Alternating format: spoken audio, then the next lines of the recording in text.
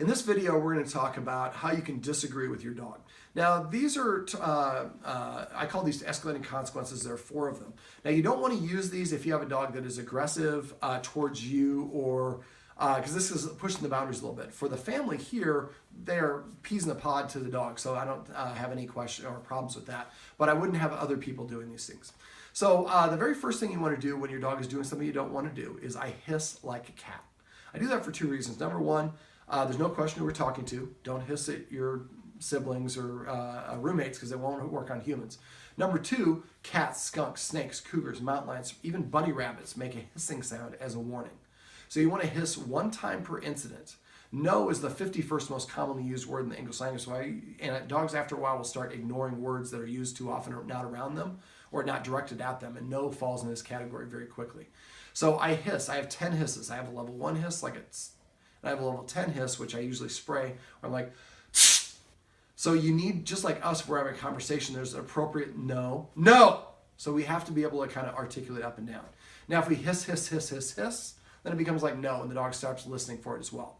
But the hiss is instinctual because so many animals use that. The hiss is best used before the dog does the wrong thing. So if one of the rules we just got done talking about with cameras, the dog's not allowed to be on the furniture. Let's say there's a couch here on the dog, I'm walking towards it. I would hiss before the dog even has a chance to get on it. Once the dog has broken the rule, then you can use the hiss in some capacities, but usually it's most effective if you're using it before. I translate the hiss as one of 3 things. No, don't do that, or don't even think about doing it. And that's the most effective way to use it. Now, also, when a dog is uncertain if it's supposed to be doing something, it'll also do this as a warning, but in this capacity, if I don't think I'm allowed to do something, I'm going to go really slow. So I'm going to give the guardians or the authority figures the ability to stop me or disagree. But if I go slow and no one disagrees, then after a while, okay, then I'm okay. I'm allowed to do that. So if you're seeing your dog, approaching the line of where maybe around people who are eating, you would hiss before he crosses the line. So the first thing I do is I hiss 1 time per incident and match the intensity of my hiss to the dog. Second thing I do, and you're going to have to follow me with the camera, I'm going to move, is you want to stand up. To a dog, this is the most commanding position you can be in, standing up. Your authority goes whatever direction your hips are pointing, right? My authority is pointing directly at the camera. Now, when you stand up abruptly, what the dog is going to do, and I'm going to move over to the side so we don't affect the lighting, but what the dog will do is it's going to take a big step backwards. And don't worry about that stuff. It's going to take a step backwards because it wants escapability. When you stood up, you took an action position. So for a dog, I want to be able to move away, and so I'm going to step back to give myself an extra step. Now, the second thing a dog's going to do is going to identify, is she talking to me, or did she just get stung in the butt, and that's why she stood up so quickly? So they're going to do the same thing that I do when I'm on the freeway and a police officer suddenly pulls up right behind me, is I immediately switch lanes, and follow me with the camera. And so I'm going to identify, is the police officer running my plate, or did he just coincidentally get behind me? So when you stand up abruptly, the dog's going to take a step back, and then he's going to move to the side to see, are you tracking me? So wherever the dog goes, you pivot and keep your hips pointed at him. Try to do it without moving your feet. You can move your feet if you need to, but if you move a lot of little pieces, they think that that's a play. So when you stand up, also, when dogs communicate with each other through movement, they do it in a big, bold, sudden movement. So there's a big difference between me getting up like this, or getting up like, so you want to have it, I call it jack in the boxing up, popping up quickly and then snapping your hips towards the dog, and no matter where that dog goes, you pivot and keep him in front of you until the dog communicates, I'm done challenging the human. The dog will do that by stopping. They're going to either stand in place, they're going to sit, or they're going to lie down. So the dog stands, sits, or lies down. You need to communicate, hey, I really appreciate you, stop challenging me. The way you do that to a dog is by taking 2 steps backwards. Boom, boom. 2 steps only. Now, I'm going to come a little closer to show you. I'm worried about the light. But a lot of people, when I tell them to step back, they do it like this. They go. They take multiple steps. Dogs communicate through movement, but they also meander around. So if we take multiple steps, they interpret that we're just probably moving around. She just got up suddenly. So when we stand up quickly, snap, point towards the dog until the dog stops moving. As soon as it stops moving, boom, boom. Then I wait 1 second. Then I can go back to sitting down. For dogs, like I mentioned earlier, when they move softly, careful with your finger, move slowly, they're indecisive about it. But to punctuate, like we have, when we write verbally or we have written word, we have commas, periods, elliptical, all sorts of punctuation. Dogs punctuate often by having a pause. So when you're communicating using these escalating consequences, you want to pause between movements. Second consequence, stand up abruptly, snap to face your dog, keep them in front of you until they leave the room completely. If they leave the room, you can go back to what you're doing. And as soon as they're stationary, take those 2 steps backwards. Stand, sit, or lie down. That's the second escalating consequence. The third escalating consequence involves giving and taking territory. I talked about off camera, if a dog wants to take something from another dog, it will just try to, if they're not buddies, it will just invade its personal space and try to intimidate it. So for this one, before that, I mentioned the first video, front facing is confrontational. Sideways is approachable to dogs, and behind you, you're defenseless. So the third consequence, what I do is I march directly at the dog. Now, when I say march, a lot of people think I mean stomping your feet. I don't mean stomping. I mean moving briskly, almost give the dog like a flinching experience. The dog needs to think, if I'm still here when the human gets here, the human is running me over. And that's why off camera I mentioned you should get in the habit of not walking around your dog, walking through your dog, so your dog gets used to deferring to you. Leaders don't defer to followers.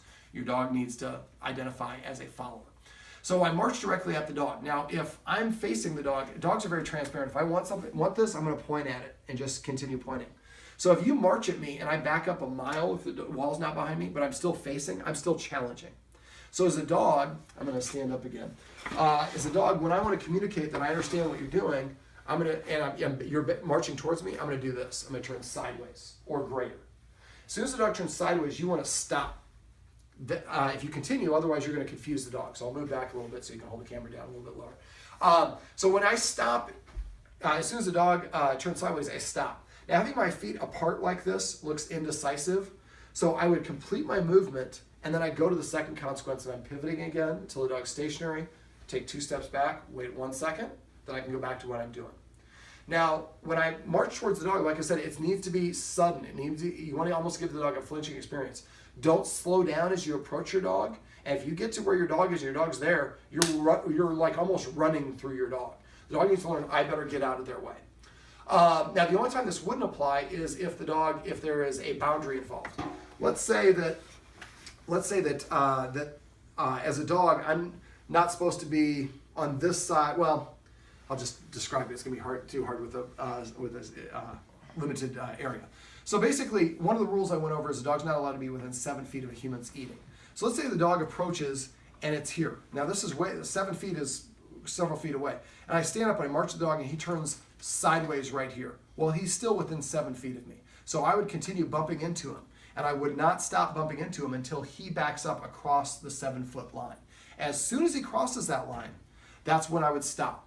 That's how we enforce an invisible boundary. The guardians kind of looked at me a little bit crazy when I said he can't be in the kitchen when you're cooking. And they're like, how are we going to achieve that? Well, in the kitchen, we have linoleum tile.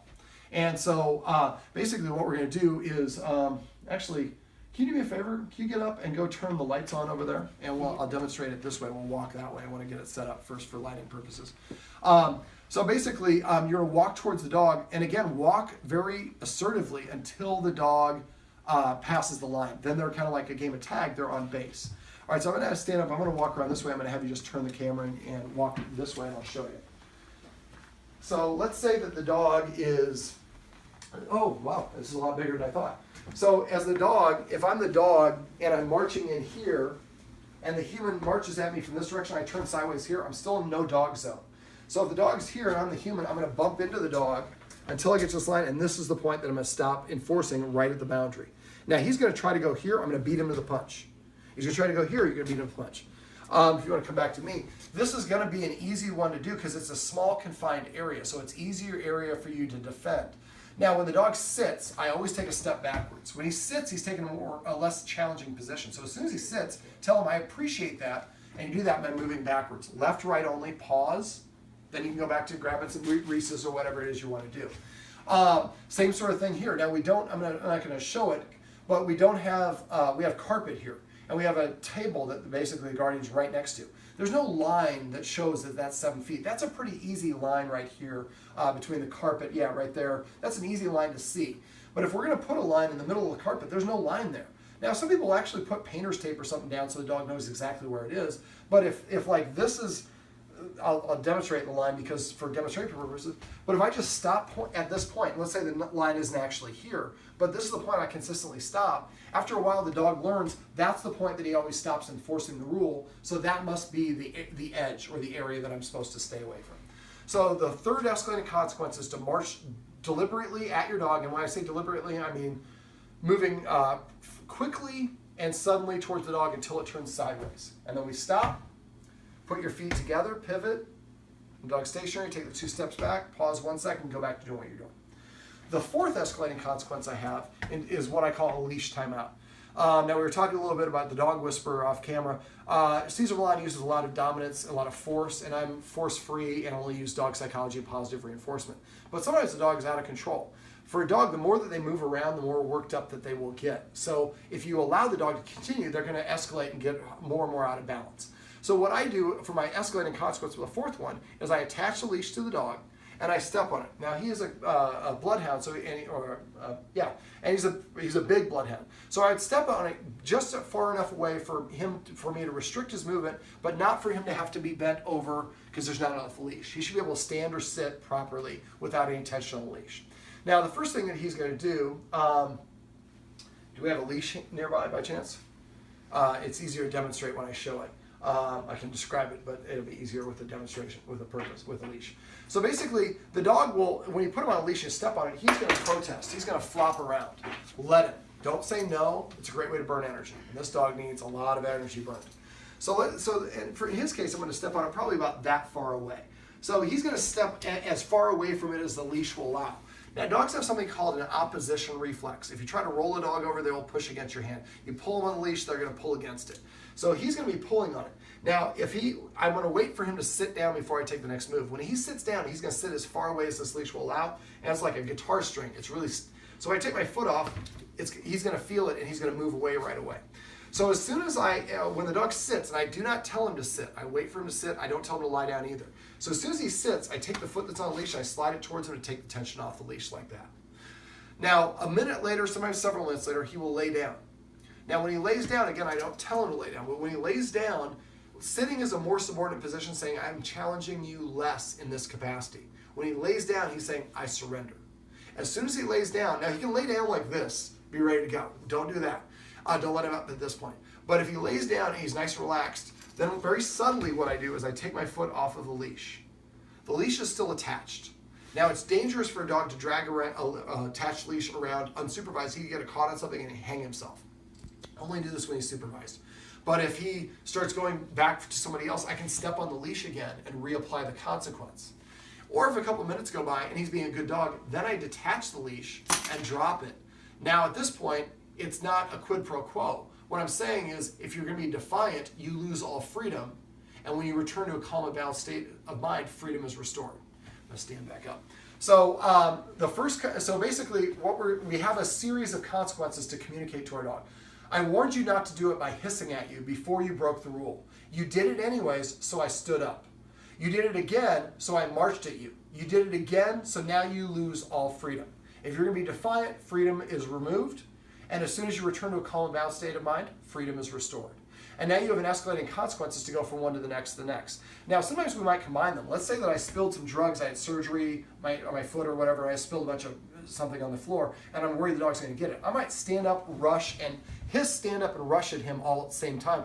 And that'll create a little bit of this. That's okay, because I want to make sure he doesn't get that. It's more dangerous of a situation. But always, always, always start with your hiss. Now, first it's going to be hiss, stand, march, leash, timeout. After a while, it'll be hiss, stand, march. Then after a while, it'll be hiss, stand, and eventually it'll just be hiss. I get my dogs to drop a live squirrel out of their mouth with a hiss that's well timed. But we practice and got ourselves up to that. So this is going to be consistent. When you do this, you have to be dispassionate about it. I know it's frustrating when your dog's doing the wrong thing. Sometimes we have a tendency we want to smack the dog's bottom or jerk the leash or do things to punish the dog, but they don't learn through corrective or punitive measures. And that's why it really helps the human feel a little bit better. In some cases, most humans feel guilty about doing it afterwards, and it's not going to teach your dog what you want him to do. But by restricting access and having this series of consequences, he knows what's coming next. Oh, she hissed. Oh, she stood up. So just like us, like I mentioned off camera, burning energy matters. If you're yelling at your dog while you're seated, it's nowhere near as powerful as if you were silently stand up and turn to face your dog. That's your I'm in business position. This is like when your mom's like, I'm counting to 5. Don't make me come down there. There's a whole bunch of versions of this we have for humans. Most of us don't have it with dogs. Now, again, these are not steps that you want to use with a dog that is challenging you, that is an aggression or a dominant dog, because that dog will, we don't want to create a worse situation. We want to use, this is about as force related as I get. It's not really force, but it's sometimes we have to tell the dog no. And in this case, it's a mature puppy, so we unfortunately missed opportunities to train it as a puppy. The great thing about dogs, they live in the now.